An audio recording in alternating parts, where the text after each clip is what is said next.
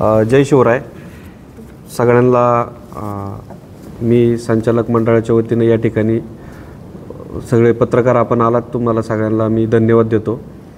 विघ्नर सहकारी साखर कारखान्याचा भव्य शेतकरी मेळावा आणि इथेनॉल प्रकल्पाच्या विस्तारीकरणाचा लोकार्पण सोहळा आपल्या देशाचे माजी कृषी मंत्री आणि पद्मविभूषण शरदचंद्रजी पवार साहेब यांच्या शुभ हस्ते आणि या कार्यक्रमाचे अध्यक्ष माननीय सहकार मंत्री नामदार दिलीपराव वळसे पाटील, त्याचबरोबर प्रमुख पाहुणे म्हणून या राज्याचे माजी महसूल मंत्री नामदार बाळासाहेब थोरात, त्याचबरोबर आपल्या शिरूर लोकसभा मतदारसंघाचे खासदार डॉक्टर अमोल कोल्हे, माजी खासदार शिवाजीदादा आढळराव पाटील, जुन्नर तालुक्याचे आमदार अतुल शेठ बेनके, माजी आमदार दिलीपराव ढमढरे, माजी आमदार बाळासाहेब दांगट, माजी आमदार शरददादा सोनवणे, कृषी उत्पन्न बाजार समितीचे सभापती संजयराव काळे, जिल्हा परिषद सदस्या आशाताई बुचके आणि कृषी उत्पन्न बाजार समितीचे सदस्य माऊली शेठ खंडागळे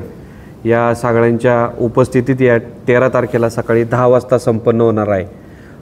तर सर्व शेतकरी बांधवांना, ऊस उत्पादक सभासद, तालुक्यातील तमाम सर्व पदाधिकारी असतील, विविध संस्थांचे पदाधिकारी असतील, त्याचबरोबर सरपंच, उपसरपंच, तंटामुक्तीचे अध्यक्ष असतील, सर्वांना मी संचालक मंडळाच्या वतीने या ठिकाणी विनंती करतो की या मेळाव्यासाठी, या प्रकल्पाच्या उद्घाटनासाठी आपण सगळ्यांनी सकाळी 13 तारखेला 10 वाजता या कार्यक्रमाच्या निमित्तानं उपस्थित राहावे अशी सर्व संचालक मंडळाच्या वतीने या ठिकाणी मी आपल्याला सगळ्यांना विनंती करतो. धन्यवाद. दादा, नक्कीच हा प्रकल्प आता नव्याने कार्यान्वित यावर्षीच झालेला आहे. शेतकऱ्यांना हा इथेनॉल प्रकल्प असेल, जनरेशनचा प्रकल्प असेल, बाय प्रोडक्ट असतील, हे प्रोडक्ट त्याचबरोबर साखर याच्यामधून शेतकऱ्यांना जास्तीत जास्त शेतकऱ्यांना ऊसाला बाजारभाव कसा FRPपेक्षा जास्त देण्याचा प्रयत्न आम्ही सर्व मंडळी करत असतो. आणि नक्कीच सरकारची जी काय आता इथेनॉलच्या संदर्भातली जी धोरणं आहेत ती नक्कीच मला असं वाटतं की ती आपल्याला फायद्याची ठरतील आणि जास्तीत जास्त शेतकऱ्यांना त्याचा फायदा होईल. निर्बंध जे घातले होते शासनाने, त्याबाबत काय होतं? शासनाने खरं तर शासनाचं धोरण जे होतं का गेले आता 2 वर्ष साखरेचं प्रोडक्शन हे कमी आहे, त्यामुळं ज्यूसपासून जे इथेनॉल बनवतात, सिरपपासून जे इथेनॉल बनवतात त्यांच्यासाठी शासनाने बंदी घातली होती, परंतु ते आता शिथिल केलेले आहेत.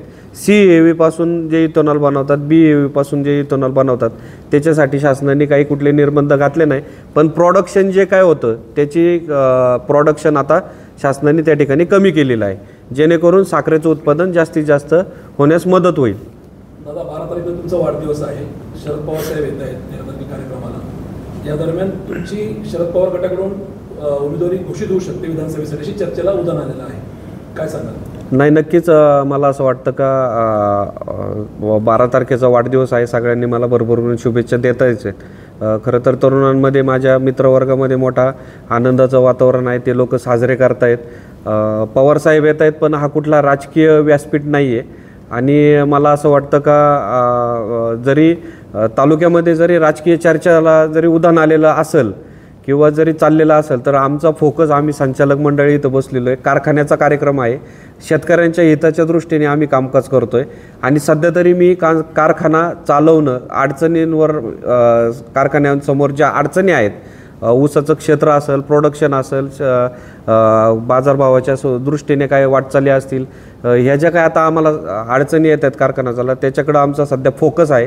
राजकारणावर मी तरी सध्या काय, पवारसाहेबांनी जर घोषणाच केली तुमची उमेदवारीची, तुमची काय भूमिका असेल? नाही, आज पवारसाहेब घोषणा करतील असं कसं करतील, आम्हाला तर विचारात तर घ्यायला पाहिजे.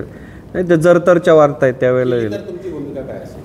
केली तर नाही, आज पवारसाहेब घोषणा करतील असं कसं करतील, आम्हाला तर विचारात तर घ्यायला पाहिजे. नाही, ते जर तरच्या वार्ता आहेत त्यावेळेला तुमची भूमिका काय असेल? केली तर त्यावेळेला मी उत्तर देईन. सध्या पवार साहेबांची तुमची वाढती जवळीक, अमोल कोल्हेंची तुमची वाढती जवळीक, सध्याचे विद्यमान आमदार अतुल बेनके यांची असणारी तटस्थ भूमिका, या सगळ्यांबाबत तुम्हाला उमेदवारी मिळण्याची दाट शक्यता होती? हे बघा, सगळ्यात महत्त्वाचं का मी काँग्रेस पक्षाचा एक कार्यकर्ता आहे. तुम्ही गेले असेल का आमच्या 3 पिढ्या काँग्रेसबरोबर काम करत आहेत. मी काँग्रेस पक्षाचा आजही मी काँग्रेस पक्षामध्ये आहे, माझे सगळ्या पक्षातल्या तालुक्यातल्या आणि वरिष्ठ पातळीवरच्या सगळ्या नेत्यांबरोबर माझे चांगले संबंध आहे. मी महाविकास आघाडीबरोबर आहे आणि मी महाविकास आघाडीचं काम करतो आहे आणि कारखान्यात कुठल्या प्रकारचं राजकारण नाही. नाही, राजकारण नाही आहे, पण आता दुसऱ्यांदा शरद पवार साहेब आपल्या तालुक्यात येतात आणि ते तुमच्याकडेच येतं. पहिल्यांदा पण आले, पण ते दुसऱ्या कार्यक्रमासाठी आले ते त्यांनी तुमच्याकडेच येणं पसंत केलं. तर बेनके गटाकडून असं म्हटलं जातं की सत्यशील शेरकर यांच्याकडून आमदार अतुल बेनके यांची कोंडी केली जात आहे. खरं आहे?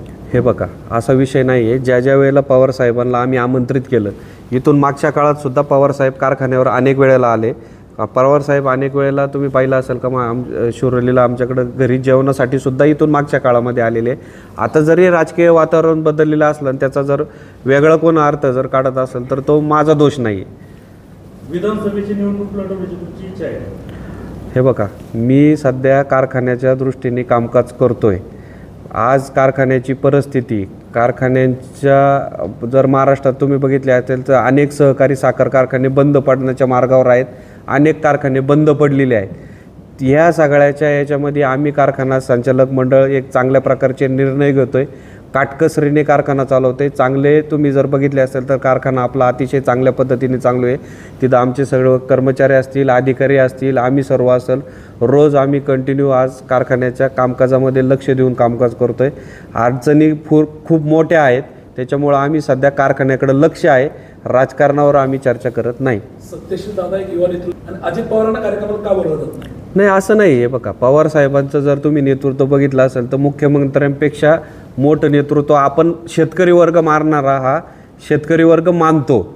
आज आपल्याला जर मी इथून मागच्या वेळेला पण कधी सांगितलं, जर दिल्लीमध्ये जर गेलो आणि जर आपलं काही जर शेतकऱ्याचं काम असेल किंवा आपले जर काही प्रश्न असतील किंवा सहकार्याचे जर महाराष्ट्रातले प्रश्न असतील तर पवार साहेबांनी ते प्रामुख्याने त्या ठिकाणी मांडलेले. शेतकऱ्यांचा प्रश्न कोणी सोडवला असेल तर तो पवार साहेबांनी सोडवलेला आहे. म्हणून शेतकरी पवार साहेबांना जास्त मानतो. मग त्या ठिकाणी मुख्यमंत्र्यांना, उपमुख्यमंत्र्यांना किंवा कुणाला, किंवा अजितदादा असेल किंवा बाकी कोण असेल त्यांना मानत नाही असं नाही. पण एक बिंदू जो आहे तो पवार साहेब आहे. प्रत्येकाच्या मनात एक नेता असतो. तुमच्या मनातला नेता कोण? मग अजित पवार का Sharad Pawar? Wait and watch. धन्यवाद.